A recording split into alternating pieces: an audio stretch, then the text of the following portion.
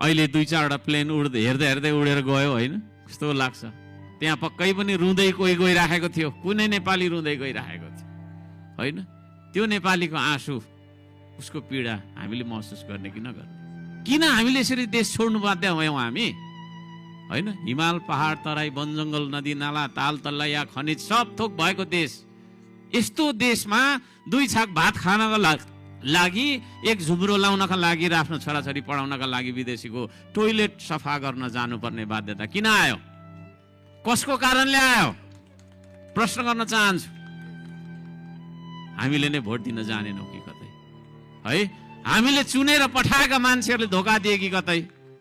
के भयो यो देशमा? अब गहिरो समीक्षा गर्ने बेला आएको छ। सधैँ हामी चाहिँ त्यसरी विदेशीको होइन गुलामी गरेर, विदेशीको चाहिँ टोइलेट सफा गरेर, विदेशीको घरमा सुसारे बसेर, विदेशीको काम गरेर हामी चाहिँ जहिले पनि आफ्नो भात भान्सा पकाउने, आफ्नो घर चलाउने स्थिति भन्दा अब हामी मुक्त बन्नुपर्छ भन्ने हो। त्यसका लागि पनि हामी जस्ता मान्छेहरू, काम गर्छौँ भन्ने मान्छेहरू है, 1 रुपियाँ भ्रष्टाचार गर्दिन, काम गर्छु, यस्तो मेरो योजना छ भन्ने मान्छेहरूले तपाईँहरूले जिताइदिनु भयो भने पो केही गर्छु मलाई। कमसेकम केही 100 मान्छेले मात्रै रोजगारी पायो भने पनि त त्यसरी प्लेनमा छैन होइन, पोखा भएर हामी त जानु पर्दैन थियो होला। र त्यो सुरुवात, त्यो युगको सुरुवात हामीले गर्नुपर्छ। म श्रमदान भनिरहन्छु, सधैँभरि ढुङ्गाको कुरा गरिरहन्छु। ढुङ्गा किन बोक्नुपर्ने भन्दाखेरि देश बनेकै छैन नि त। काठमाडौँ मात्रै नेपाल होइन, गाउँतिर जाउँदै त्यति हिलोमा हिँड्नुपर्छ। कहिले बनाउने त्यो बाटो बनाउनलाई ढुङ्गा चाहिन्छ कि चाहिँदैन? गिट्टी भनेको ढुङ्गै होला होइन। त्यसले गर्दाखेरि देश बनाउनका लागि हामी सबै जुटौँ भन्ने मेसेज हो त्यो। उत्पादन गरौँ, उत्पादनसँग जोडौँ, कृषकलाई हेला गरिहाल्नुपर्ने, श्रमिकलाई दलिहाल्नुपर्ने, छिची दूर गर्नुपर्ने जुन मनोविज्ञान छ, यसलाई पनि हामीले बदल्नुपर्छ।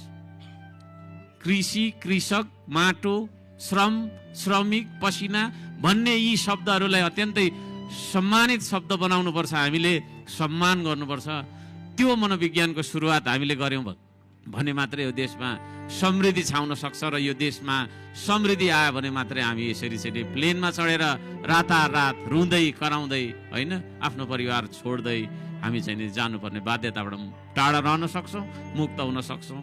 र ती सम्पूर्ण कुराहरू चाहिँ नि हामीले अहिलेदेखि नै सोच्न थाल्नुपर्छ।